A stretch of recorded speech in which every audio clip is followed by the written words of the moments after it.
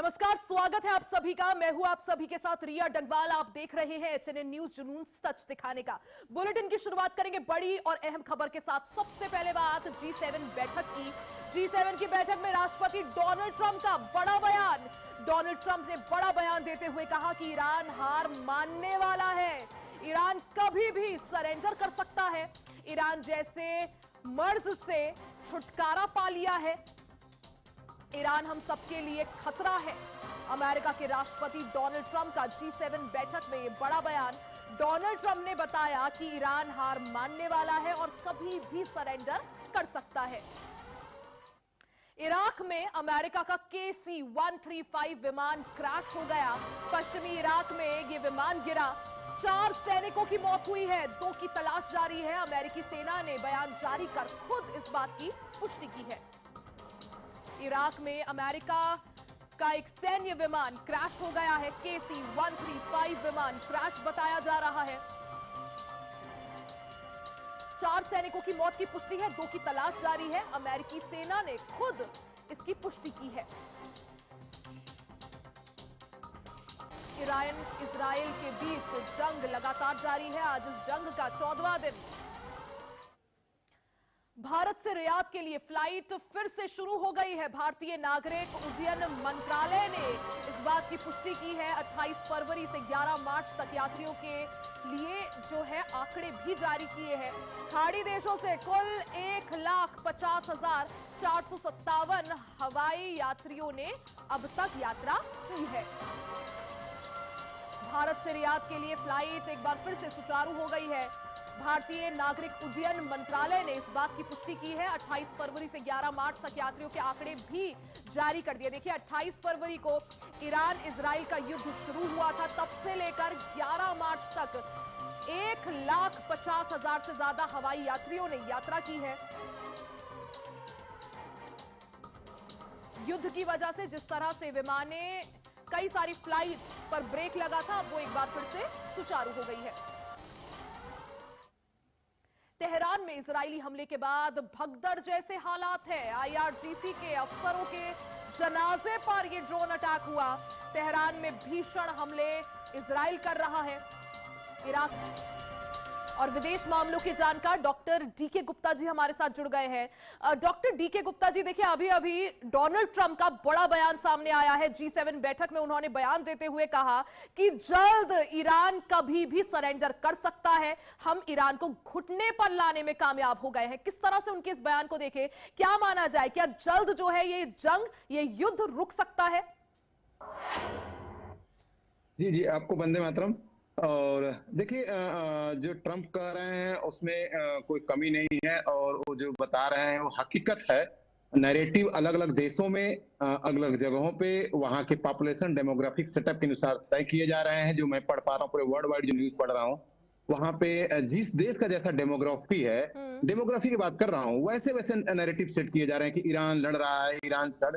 कभी किसी ने ये नहीं बताया कि नहीं, ईरान एक्चुअली कितनी गलतियां पिछले 40-50 साल के अंदर उसने की हैं मिडिल ईस्ट के अंदर, और किस तरह से वहां पे अपने प्रॉक्सीज बना के, हम केवल एक पाकिस्तान के POK में प्रॉक्सीज पाकिस्तान से इतने त्रस्त है, तो सोचिए कि इजराइल और मिडिल ईस्ट के और देश कैसे त्रस्त रहे होंगे 3-3, 4-4 प्रॉक्सीज से, जो कि यमन की खाड़ी से लेके और हॉर्मुज तक को कंट्रोल कर रखे हैं, इजराइल को कंट्रोल कर रखे हैं। तो इस समय अगर आप आज भारत सरकार की घोषणा देखेंगे, तो उसमें बता रहे हैं कि रियाद से हमारी जो है एयरलाइन चालू हो गई है। और ये बात मैं अभी आप ही के चैनल पे कुछ समय पहले कह रहा था कि एक भी स्ट्राइक ऐसा नहीं है, सीमा जी थी उस समय, एक भी स्ट्राइक ऐसा नहीं है, चाहे इजराइल के अंदर चाहे मिडिल ईस्ट के अंदर, जिससे कि हड़कंप मच गया हो ईरान का। ऐसा कोई भी ईरान का स्ट्राइक नहीं रहा। लेकिन जब से आप देखेंगे तो अमेरिका और इजराइल के अटैक से ईरान के अंदर सबको पता है कि नेवल शक्ति खत्म हो गई है, लगभग जीरो हो गई है। एयर फोर्स की वहां शक्ति जो कुछ थी, जो खत्म हो गई है। और वहां के जितने भी इंफ्रास्ट्रक्चरल चीजें थी, उनको उन्होंने लगभग नष्ट कर दिया है। मैं बता दूं कि वहां की जो चुनी हुई यानी सरकार आप है, ये जिसे कहना चाह रहे हैं कि पूरी तरह से ईरान को एग्जॉस्ट करने में इजराइल और अमेरिका कामयाब हुए हैं, उसका आंख नाक कान जो ऑक्सीजन है वो पूरी तरह से बंद कर दी है, तो अब ईरान सॉफोगेट हो रहा है और घुटनों पर आ जाएगा। हमारे साथ अमित तिवारी जी भी जुड़ गए हैं, विदेश मामलों के जानकार हैं। अमित जी, बहुत बहुत स्वागत है एचएनएन न्यूज पर। सर, जिस तरह से अभी सर ने कहा, हमारे साथ डीके गुप्ता जी भी बने हुए हैं, डीके गुप्ता जी ने कहा कि एग्जॉस्ट कर दिया है अमेरिका ने ईरान को, क्या समझा जाए? अभी डोनाल्ड ट्रंप का भी बयान सामने आता है, G7 बैठक में उन्होंने बयान दिया कि जल्द से जल्द ईरान जो है सरेंडर कर सकता है। क्या समझा जाए, जल्द हम उस ओर आगे बढ़ रहे हैं जब युद्ध जो है ईरान, इजराइल और अमेरिका के बीच समाप्त होगा? देखिए रिया जी, सबसे बड़ी बात यह है कि युद्ध जब कभी भी स्टार्ट होता है तो वो किसी भी एक देश के हाथ में नहीं होता है।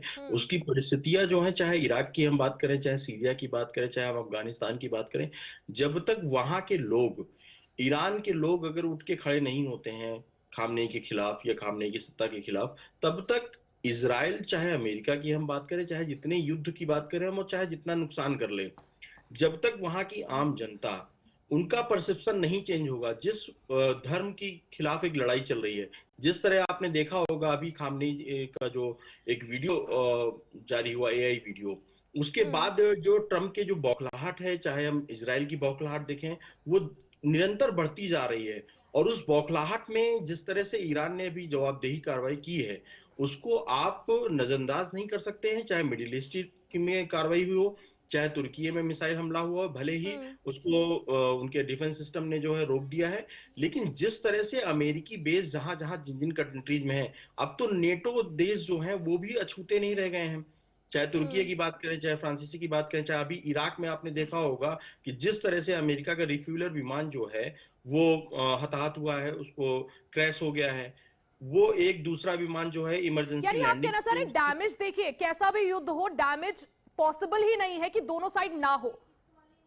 बिल्कुल निश्चित तौर पे आपने देखा है कि जिस तरह से ईरान ने जो है, चाहे होर्मुज़ की बात करें, चाहे हम जिस तरह से तेल टैंकरों की बात करें, चाहे इस तरह से जिस तरह से त्रासदी है, आज भारत देश को ही ले लीजिए आप, जिस तरह से लोग, हमारे अपने लोग जो है आज गैस की लाइनों में खड़े हैं, आज उनका हाल आप देखिए कि कोई भी ऐसा अछूता, अब देश का कोई प्रदेश हो, चाहे कोई छोटा शहर हो, कोई भी देश या प्रदेश जो है अछूता नहीं है इन समस्याओं से। और इन समस्याओं में जिस तरह से घेरा हुआ है, आप उन चीजों को समझिए कि कहीं ना कहीं जो है उसकी जो आंच है, युद्ध की जो आंच है, वो हमारे भारत देश को निरंतर तरीके से कहीं ना कहीं हताहत कर रही है। और हम आमजन जो है, सभी लोग उन सब प्रॉब्लम से जो है कहीं ना कहीं परेशान है। और जो युद्ध, अगर ये लंबी लड़ाई है, जैसे अगर हम इजराइल की बात कर रहे हैं या हम अमेरिका की बात कर रहे हैं, जो युद्ध उन्होंने सोचा था 1 हफ्ते के लिए या 48 घंटे के लिए या अगले 76 घंटों के लिए, जिस तरह से वो बातचीत चल रही थी, आपने देखा होगा कि आज 14 दिन बीत गए हैं, लगातार युद्ध की जो पराकाष्ठा है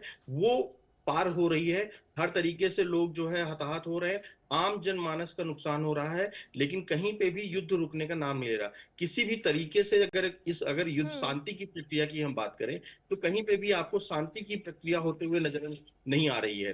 तो इसकी वजह से चाहे मिडिल ईस्ट से उठी हुई ये आग और उसकी चिंगारी जो है अब बाकी विश्व और बाकी विश्व के जो देश है उनमें भी पहुंचती हुई नजर आ रही है और हर कोई इससे मुझे लगता है प्रभावित हो रहा है। सर, आप दोनों ही बने रहिएगा, एक बड़ी अपडेट दर्शकों तक पहुंचा दे। देखिए, ईरान के सुप्रीम लीडर मुश्तबा की धमकी, लक्ष्य हासिल होने तक बदला जारी रहेगा, यूएस से अपने नुकसान का हर्जाना लेंगे। ये बड़ी खबर आपको बता दे।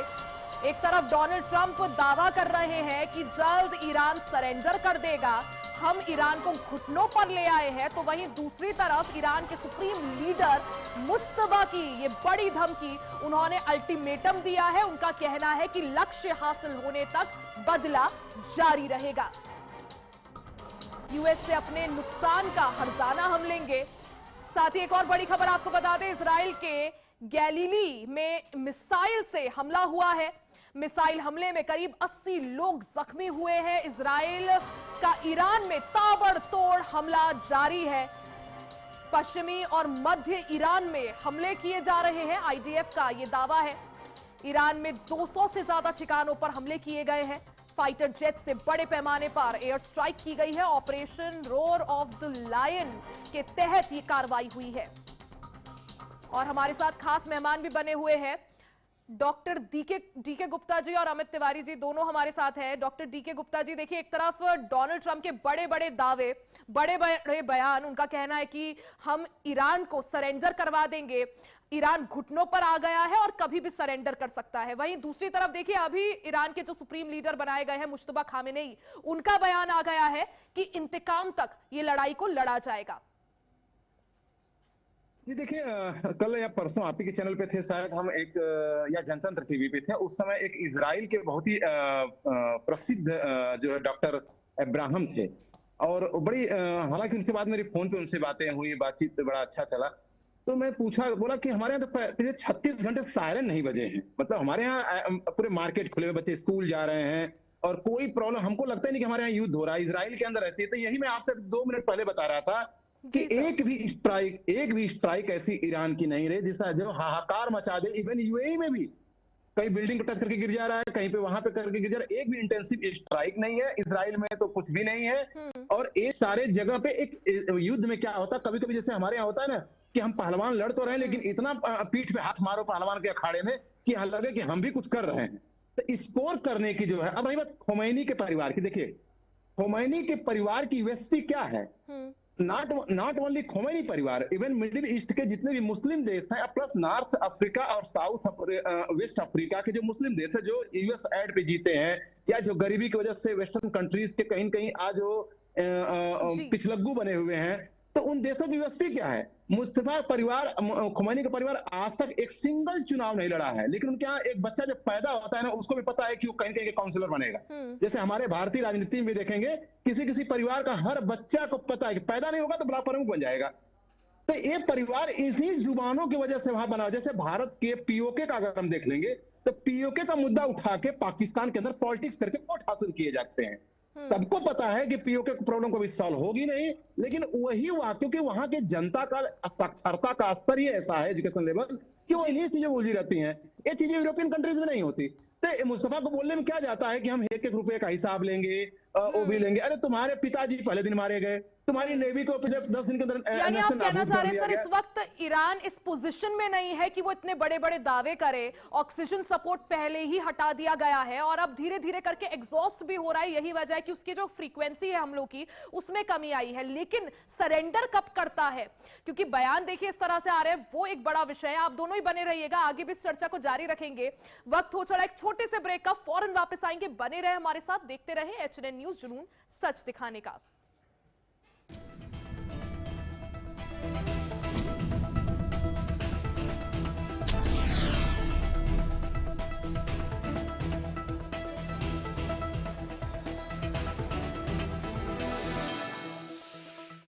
आइसक्रीम खाओगी? जंगल में आइसक्रीम मिलती है।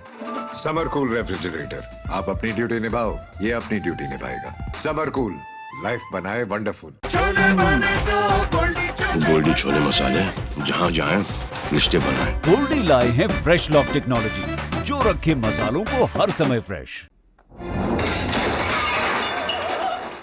फर्श की टाइल्स को चेंज करो, बड़ी स्लिपरी हैं। थर्मोकूल वॉशिंग मशीन। थर्मोकूल, इंडिया का नया अंदाज।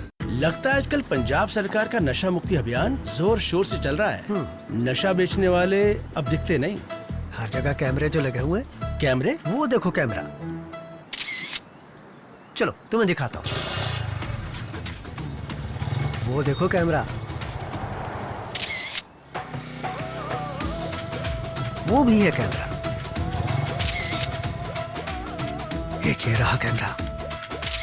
ये भी है कैमरा। ओ भाई कैमरे कहाँ हैं? ये तो सब लोग हैं। वही लोग जिनकी आंखें सरकार के कैमरे हैं, जो सब पर नजर रखती हैं। बढ़िया है। सरकार के साथ पिंडा के पहरेदारों की नशे के विरुद्ध जंग जारी है। और अब जुड़ने की तेरी बारी है। नशे के खिलाफ मान साहब के साथ है पूरा पंजाब। आप भी जुड़ने के लिए कॉल करें, क्योंकि मान साहब का है ये खुला ऐलान, अब पूरा पंजाब करेगा युद्ध नशे के विरुद्ध।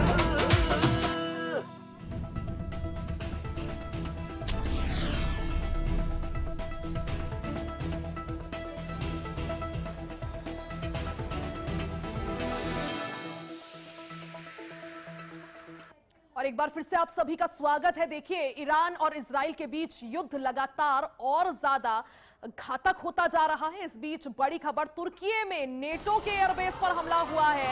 नेटो के इंसिरलिक एयरबेस पर बड़ा हमला। इंसिरलिक एयरबेस पर हमले का अलर्ट जारी हो गया है। इस एयरबेस पर सायरन बज रहे हैं। तुर्की के नेटो एयरबेस पर यह बड़ा अटैक। इस बीच विदेश मंत्री एस जयशंकर की ईरान के विदेश मंत्री से बातचीत हुई है। ईरान के विदेश मंत्री अब्बास अराक्ची से बातचीत हुई है। दोनों विदेश मंत्रियों के बीच चौथी बार ये बातचीत हुई है। दोनों के बीच ब्रिक्स से जुड़े मुद्दों पर चर्चा हुई। भारत की कोशिश है कि अपने कूटनीतिक संबंधों के तहत जितना फायदा हो सके उतना लिया जा सके इस वक्त। और विदेश मंत्री एस जयशंकर की एक बार फिर से ईरान के विदेश मंत्री अब्बास अराक्ची से बातचीत हुई है। इससे पहले भी बातचीत हुई थी, जब बातचीत के बाद ये डिसाइड हुआ कि स्ट्रेट ऑफ हॉर्मुज कुछ भारतीय जहाजों के लिए फ्री पास देगा। और एक बार फिर से विदेश मंत्री एस जयशंकर और ईरान के विदेश मंत्री अब्बास अराक्ची के बीच बातचीत हुई है, लेकिन अब की बार ब्रिक्स से जुड़े मुद्दों पर यह बातचीत हुई है। और चर्चा को आगे बढ़ाते हैं, हमारे साथ दोनों मेहमान जुड़े हुए हैं। अमित तिवारी जी, सर देखिए, इससे पहले अगर हम देखें, जब अमेरिका और ईरान के बीच न्यूक्लियर डील 2015 में हुई थी, उसके बाद 2018 में डोनाल्ड ट्रंप आते हैं, अचानक से उस न्यूक्लियर डील से विड्रॉ कर देते हैं। न्यूक्लियर डील तो सर देखिए पहले भी हुई थी। अब की बार अगर ईरान सरेंडर करता है तो उसकी कॉस्ट क्या होगी? एट व्हाट कॉस्ट अमेरिका जो है उसे सरेंडर करवा रहा है? देखिए रिया जी, पहली बात तो आप इस बात को समझ लीजिए कि ईरान कहीं भी सरेंडर करने वाला नहीं है। ये सब ट्रम्प की एक खोखली बातें हैं। जब रसिया ने जो है यूक्रेन पे हमला किया था, आज आधे यूक्रेन पे जो है रसिया का कब्जा है। आप ये समझिए कि क्या वो छोटा सा देश जो है, जब लगातार जो है, चाहे यूरोपियन कंट्रीज की मदद से चाहे अमेरिका की बदौलत, लगातार पिछले 4 साल से ये युद्ध में चल रहा है। अगर ईरान को कम आंक रहे हैं तो अगर होर्मुज में एक भी जहाज जो है नहीं निकल पा रहा, अभी आपने देखा होगा कि एक मयूरी जहाज जो है थाईलैंड से जो है, थाईलैंड का जहाज जो है भारत आ रहा था, उसको जो है निस्तो नाबूद कर दिया गया। उसके पहले sir Amit ji, sir Russia और यूक्रेन की सिचुएशन अलग है। यूक्रेन को नेटो की तरफ से एक बैकअप मिल रहा है, बैक चैनल में मदद चल रही है, लेकिन यहाँ पर अगर सिनेरियो देखें, आपको लगता है 3-4 साल ये युद्ध चलेगा? सर रिया जी, आज के पूरे युद्ध में अगर आपने देखा होगा तो अमेरिका के एक व्यक्ति ने बहुत उम्दा पोजीशन रखते हैं यूरोपियन कंट्रीज में। उन्होंने कहा था कि इस पूरे अगर महायुद्ध में अगर कोई जीता है तो वो है सबसे पहले जो है रसिया, क्योंकि आज जो है, जो बीते 4 साल का जो युद्ध है, उस 4 साल के युद्ध का जो बदला है वो अब उसको लेने को मौका मिला है। और आपने देखा होगा कि ओपन जिस तरह से, अगर ईरान इस तरह से मार्क कर रहा है, अगर चाइना की मदद नहीं मिल रही होती तो उनके पास इतने अच्छे रडार सिस्टम नहीं है, उतने अच्छे उनके पास सैटेलाइट नहीं है जिससे वो लोग प्रॉपर तरीके से, जिस तरह से वो मार कर रहे हैं। अब अभी आप तुर्की का जिक्र कर रही थी, मैंने पहले ही कहा था कि तुर्की में जिस तरह से, अब तो नाटो कंट्रीज भी जो है सेफ नहीं है। फ्रांसीसी में जिस तरह से अभी आपने देखा होगा कि 4 सैनिकों की मौत हो गई है, कुछ लापता है, अभी उनकी खोज खबर नहीं है। जिस तरह से सटीक कार्रवाई ईरान की तरफ से हो रही है, उसको अगर कोई भी व्यक्ति नजरअंदाज कर रहा है तो ये बहुत बड़ी चीज होगी। जिस तरह से आपने देखा होगा, भारत की कूटनीतिक जीत है कि भारत का एक जहाज जो है सकुशल जो है अभी भारत पहुंचा है तेल लेके। सिर्फ एक पहला जहाज है जब से इस महायुद्ध की संरचना हुई, जिस तरह से पहला युद्ध स्टार्ट हुआ 28 तारीख के बाद, पहला जो है जहाज है जो भारत में सकुशल पहुंचा। ये भारत की एक कूटनीतिक जीत है। दूसरी तरह इसको पहलू में अगर आप इस तरह से समझें कि लगातार भारत जो है ईरान के विदेश मंत्रालय, चाहे उनके मंत्री हो, चाहे तेहरान में जिस तरह के जो लोग बैठे हुए हैं, लगातार उनके टच में है। पीएम मोदी ने जो है मदद की पेशकश की है। तो ये कूटनीतिक जीत है। सबको पता है वैश्विक व्यापार में अगर होर्मुज से जो है, क्योंकि 20% जो तेल है, जो कच्चा तेल है, वही एक रास्ता है जहां से सप्लाई होती है, खासकर भारत के लिए जो इसमें संकट है। आप ये समझिए कि अगर ईरान की नजरें थोड़ी सी भी टेढ़ी होती हैं भारत के लिए को लेकर, तो आप ये समझिए कि भारत में जिस तरह से तेल, चाहे हम गैस, चाहे एलएनजी की हम बात करें, चाहे पीएनजी की बात करें, जिस तरह से हाहाकार मचा हुआ है, अभी तो 25 दिनों का है, अघोषित काल के लिए कॉमर्शियल सिलेंडर बंद कर दिया गया है। लोगों के होटल रेस्टोरेंट बंद हो चुके हैं। अब लोग जो है जुगाड़ पानी करके किसी तरह अपना होटल चला रहे हैं। तो आप ये समझिए कि वहां पे क्या वैश्विक स्थिति है। जो लोग घूम रहे हैं इंडिया में, अलग अलग देश प्रदेशों में जा रहे हैं घूमने के लिए, वहां पे होटलों की स्थिति क्या है, क्या व्यापार टूरिज्म का कितना नुकसान हो रहा है डे बाय डे। लोग अपने होटलों में जो है ये स्टेटस लगा रहे हैं कि हमारे यहाँ रूम ओनली पे आपको मिलेगा, ब्रेकफास्ट और डिनर की सुविधा उपलब्ध नहीं है। अगर इस बात को भी अगर गुप्ता जी नहीं समझ पा रहे हैं, फिर भी अगर वो अमेरिका और इजराइल का महिमा मंडन कर रहे हैं, बिल्कुल कर सकते हैं। आग हमारे देश में लगी हुई है, फिर भी हम उसके बावजूद जो है अमेरिका और इजराइल ने हमें इस तहत जो है हम आज इतने हताहत हो गए कि हमारी आम जनता जो है लाइनों में लगा आम जनता परेशान है। कमर्शियल गैस सिलेंडर की सप्लाई पूरी तरह से ठप हो गई है। कई जगहों पर होटल रेस्टोरेंट बंद हो गए हैं और वो खबरें भी हम लगातार जनता तक पहुंचा रहे हैं। डीके गुप्ता जी, देखिए जिस तरह से अमित तिवारी जी ने कहा कि रशिया और चाइना का सपोर्ट है, यही वजह है कि ईरान इतने दिनों तक इस युद्ध को कंटिन्यू करने में टिका हुआ है। सर, अगर कुछ और दिन ये युद्ध चलता है, क्योंकि अभी देखिए कुछ नहीं कहा जा सकता कब युद्ध रुकेगा नहीं रुकेगा, सब कुछ एक तरह से धुंधला नजर आ रहा है इस वक्त, कोई डेडलाइन हम नहीं दे सकते। सर, अगर और लंबा खींचता है, एस्केलेट होता है या मान लीजिए चलता रहता है, भारत पर क्या इंपैक्ट? क्योंकि अभी देखिए सिर्फ इस युद्ध का 14वां दिन अभी, और भारत में स्थिति यह है कि कमर्शियल गैस सिलेंडर की सप्लाई ठप हो गई है। आगे अगर स्थिति ऐसी रहती है तो भारत के लिए क्या कुछ चुनौतियां, क्या कुछ चैलेंजेस? देखिए, जो होमवर्क है इस समय, जो भारतीय विदेश नीति है, वो किसी भी मुद्दे पर बहुत प्रोएक्टिव काम करती है। पहली बात कि भारत की और भारत का जो डिप्लोमेसी थी, वो 7 दिन तक खोमैनी का जो है उन्होंने कंडोलेंस भी नहीं किया। सोच रहे उसके पीछे क्या कारण है। मोदी एक बहुत ही समझदार नेता है और वो हर चीज में, एक प्रकार से मैं कहूँ तो सौदा तो इस पे नहीं कहूंगा, कहां पे कब स्ट्रोक करना तभी करते हैं। 7 दिन कंडोलेंस नहीं किए, 7 दिन तक ईरान से कोई बात नहीं की है। उसके पहले सारे देशों से बात हुई और उसके बाद 7वें दिन तब बात हुई। देखिए उस दिन 3 घटनाएं हुई थी। एक तो उप विदेश मंत्री से भारत में मुलाकात हुई, तिकरी साहब जो है जाके ईरान भवन में कंडोलेंस साइन करते हैं। अब्बासी साहब से पहली बार जयशंकर जी जो है बात करते हैं और और तीनों बात हुई उस दिन। और उसी दिन ईरान का बयान आता है कि हम भारत के जो है जहाजों को हम नहीं रोकेंगे। तो भारत हर चीज में सौदा देख लेता है, पहली बात। और मैं बता दूं कि 50-60 साल का इतिहास है पूरे मिडिल ईस्ट के युद्धों का, आज तक स्ट्रेट ऑफ हॉर्मुज को कोई चोक नहीं कर पाया है। चाहे वो ईरान, मैं बता दूं हर युद्ध में लगभग ईरान इन्वॉल्व रहा है, लगभग ईरान इन्वॉल्व रहा है। इराक से ईरान का युद्ध रहा हो, 1980 में अगर स्थिति आ गई तो अमेरिका ने उसको साइडो गार्ड बना के उसको किया। तो कहने का मतलब है कि ये चीज जो है। और रही बात रेस्टोरेंट का, देखिए मैं जरा ट्रैवलिंग जॉब में रहता हूँ। अभी मैं कल भी था नोएडा में, सेक्टर 18 में सब घूम रहा था। मुझे तो कोई रेस्टोरेंट में नहीं दिखा कि कोई रेस्टोरेंट बंद हो गया है या यहाँ पे आपको मना किया जा रहा है। नहीं सर, दिक्कतें हो रही हैं कई जगहों पर। एलपीजी कमर्शियल जो गैस सिलेंडर है वो नहीं मिल रहा है। रिपोर्ट्स भी हमने दिखाई, कई जगहों पर ऐसा है। हालांकि कई जगह ऐसे भी हैं जहां सिचुएशन इतनी खराब नहीं है। लेकिन सवाल ये उठता है कि अगर ये युद्ध ऐसे ही जारी रहता है तो भारत के पास क्या कुछ ऑल्टरनेटिव्स है, क्या कुछ विकल्प खुले हैं, और इस सिचुएशन से ओवरऑल जो है हम किस तरह से डील करते हैं। आप दोनों का ही बहुत बहुत शुक्रिया समय देने के लिए, हमारे साथ जुड़ने के लिए। आगे बढ़ते हैं और अपडेट्स आपको युद्ध से जुड़ी दे दे। ईरान का इजराइल पर यह बड़ा ड्रोन अटैक और मिसाइल हमला।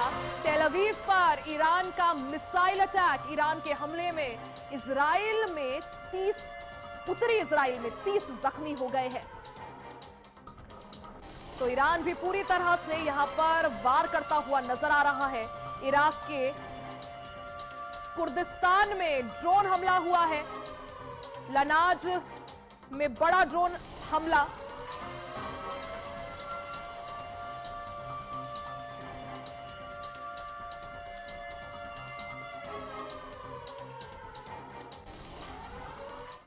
तो देखिए, ईरान इजराइल युद्ध का अपडेट हमने आपको दिया। अब बात चलिए भारत की भी कर लेते हैं। पीएम मोदी ने किसानों को बड़ी सौगात दी है। इस बीच पीएम किसान सम्मान निधि की 22वीं किस्त प्रधानमंत्री नरेंद्र मोदी ने जारी कर दी है।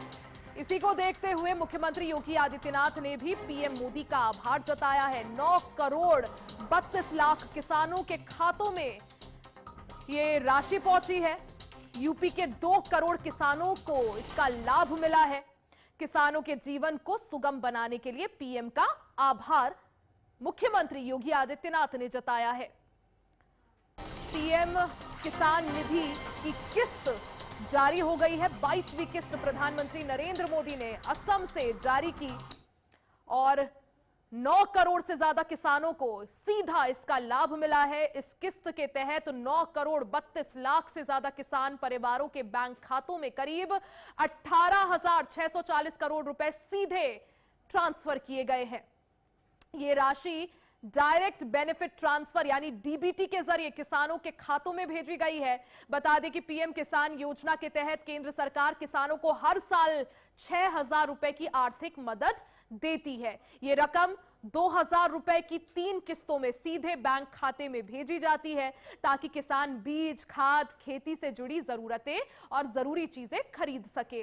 तो 22वीं किस्त पीएम किसान सम्मान निधि की आज प्रधानमंत्री नरेंद्र मोदी ने जारी कर दी है। इसी के साथ बुलेटिन में फिलहाल के लिए बस इतना ही। बने रहे हमारे साथ, देखते रहे एचएनएन न्यूज, जुनून सच दिखाने का।